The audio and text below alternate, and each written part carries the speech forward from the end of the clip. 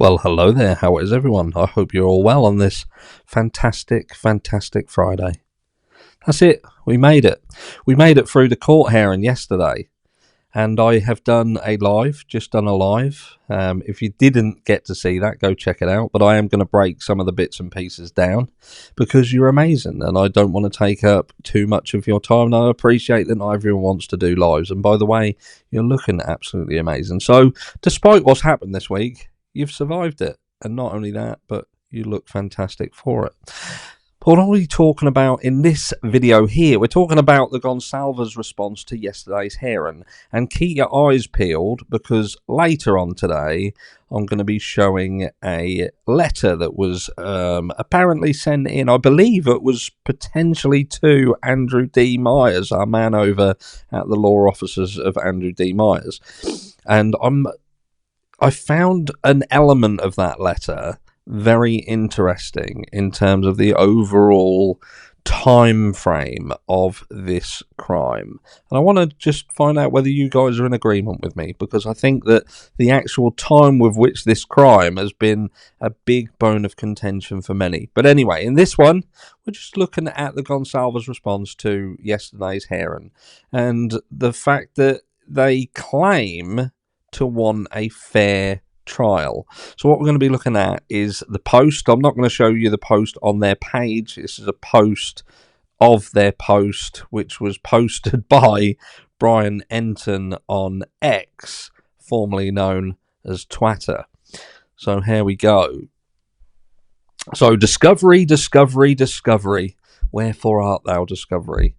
You have what we want. No, I don't. Yes, you do. No, I don't.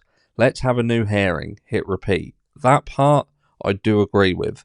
But the issue that I have is that Ann Taylor shouldn't still be requesting discovery. This guy, Brian Kohberger, is or has been accused of committing a crime.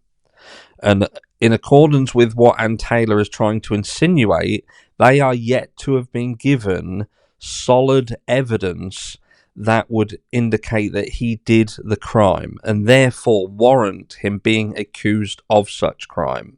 And when you factor in that we have had a preliminary hearing booted off the table and instead a grand jury indictment come up, which questions the strength of the case that would have been presented at the preliminary hearing. And when we're this far down the track, it leads me to believe that had this have gone to a preliminary hearing, then there wouldn't have been enough to get to this point.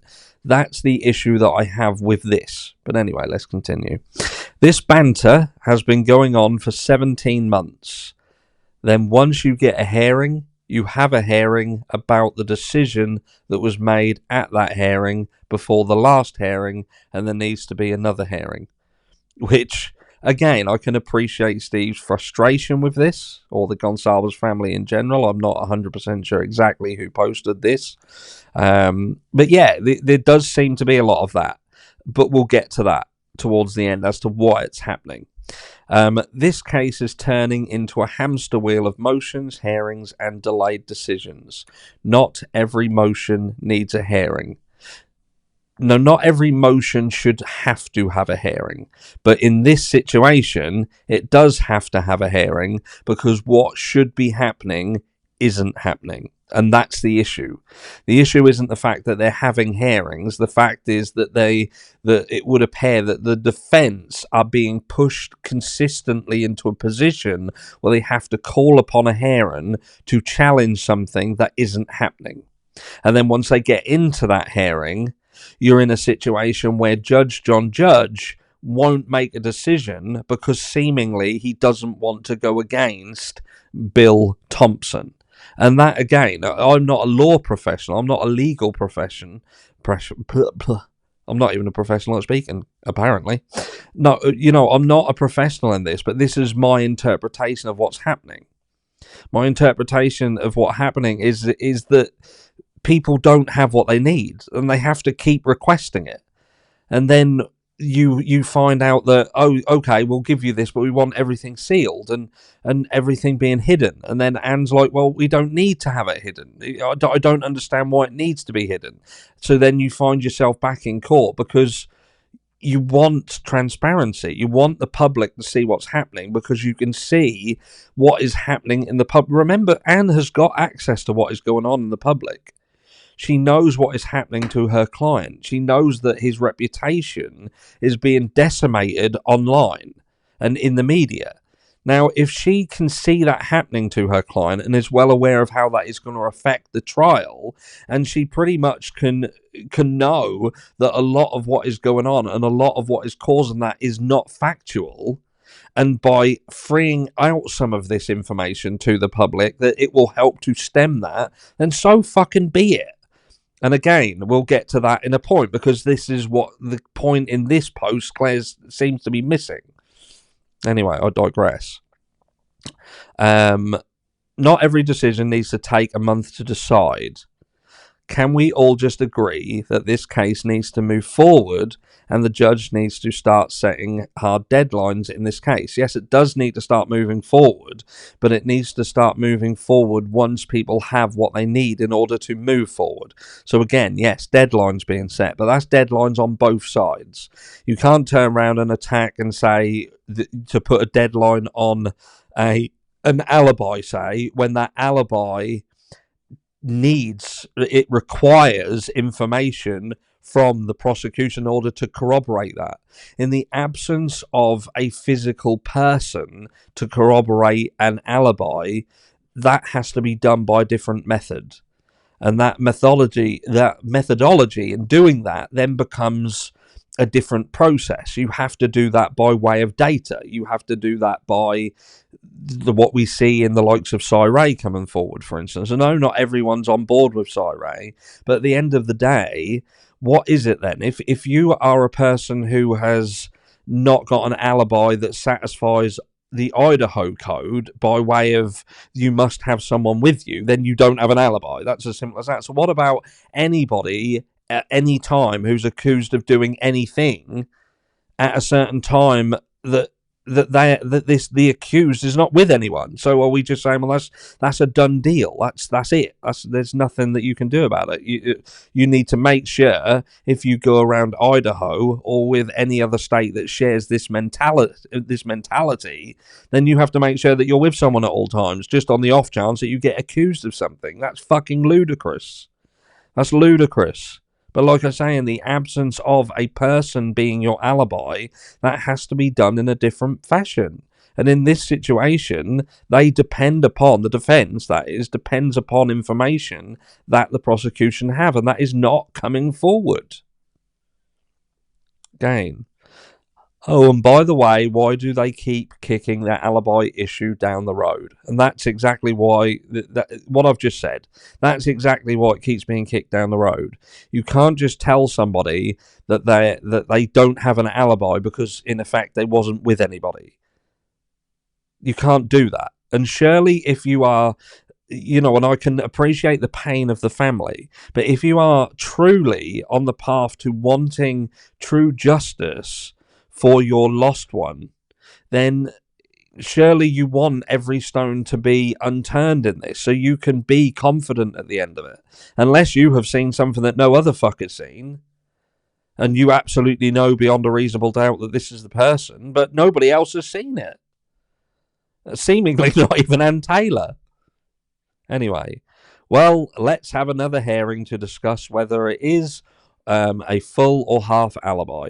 Such notice by the defendant shall state the specific place or places at, we'll go on to post 2, at which the defendant claims to have been at the time of the alleged offence, and the names and addresses of the witnesses upon whom he intends to rely to establish such alibi. Idaho 19, Chapter 5, Idaho Code, not rocket science. So what do you do if the alibi isn't sufficient? Upon failure of either party to comply with the requirements of this section, the court may exclude the testimony of any undisclosed witnesses offered by such party as to the defendant's absence from or presence at the scene of the alleged offence. Title 19, Chapter 5, Idaho Code. So, again, what they're trying to basically say is his alibi is insufficient, and it's very clear that what should happen to it. And again, I don't understand the mentality here. When they go on in a bit, and you'll see that they want a fair trial, I don't understand why it seems that even though them as a family are basically saying, well, his alibi doesn't fit in with Idaho Code, so therefore it shouldn't be considered. It shouldn't be considered. When in reality, what is happening is you have a defendant who is saying, "Look, I wasn't here. I wasn't here, but I wasn't with anybody. So I've got nobody who can come forward and say that I was with them at a specific address because I wasn't at a specific address. But what I will tell you is I weren't there. And in order to prove to you I weren't there, I need this." But people can't see that. That it seems that is being lost somewhere. That doesn't matter. It's just about satisfying that itch. Do you know what I mean? That's getting to scratch that itch. And Brian Koberger to the Goncalves is an itch that they just want to scratch. We've heard that straight out of the horse's mouth with Christie, saying that she just doesn't want him to be breathing anymore. And that's a worry, because people get to see that. They get to feel that. The emotion, I've said this before, there are a lot of people who feel Goncalves' family's pain. And I feel their pain. I have empathy for their pain, and I have empathy for their loss. But there is no way, if I was in the exact same position, that I would feel as confident about this. And there would be questions that I would be asking. 100%. 100%. But anyway, let's move on. The next hurdle will be the change of venue. Are the surveys to be relied upon? Well, 100%. I've done 2 surveys on this channel in the last 2 months that prove that there is a massive amount of not only bias, but a misunderstanding of what people are even seeing and how that information is being interpreted. Absolutely. They need a change of venue. 100%. And that ain't a hurdle. The only person who that's a hurdle for is the defence team. That's their hurdle, to try and get him out of that state in order for him to be able to have any chance of a fair trial, because it isn't happening here. And that's 100%. 100% he is not getting a fair trial in Latah County. And that's a fact. You can take that one to the bank. Right. Will the state finally, at some point in this case, do a proper cross-examination of defence witnesses? Will the state present any witnesses? Will the judge decide before the end of the year, or have a hearing on it? I know our statement sounds as if we are incredibly frustrated, and we are. Go on to post number 3, which is the final one. We understand the justice system and we want a fair trial for the defendant. But turning the case into a delay game serves no one's interest other than the defence. So again, this is putting the blame onto the defence, which again, with their 60,000 plus followers, whatever that is, that already feel their pain, feel their upset. And you look through the comments, and I'm not going to do it, but you just read through the comments, and it's disgusting. It's absolutely fucking disgusting. And I can't. Do you know what I mean? I just can't get my head around it. I appreciate there's people who believe that he's guilty and he's done it, but the reason why people feel that he's guilty and he's done it and seem to be there beyond a reasonable doubt and would be happy for him to be put to death is because of things like this. Because this post. Thanks once again. Thank you for all of your kindness and prayers for our family. the overarching narrative across social media and this family, who has played a very central and integral part of this entire story, is that Brian Kohberger is guilty. And we don't know that. He's not got to the trial yet. How can these people who have such power and clout be pushing this? This guy is guilty. This guy is guilty, and all this is just about delaying inevitability. Get on with it already. Just get on with it. And this is all the defense fault, trying to delay inevitability.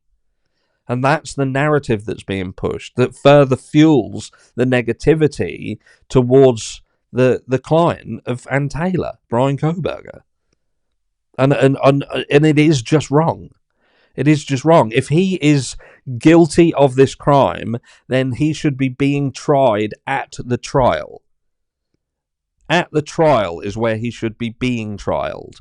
But the leading up to that trial should be him being treated with some degree of respect for his rights as a US citizen.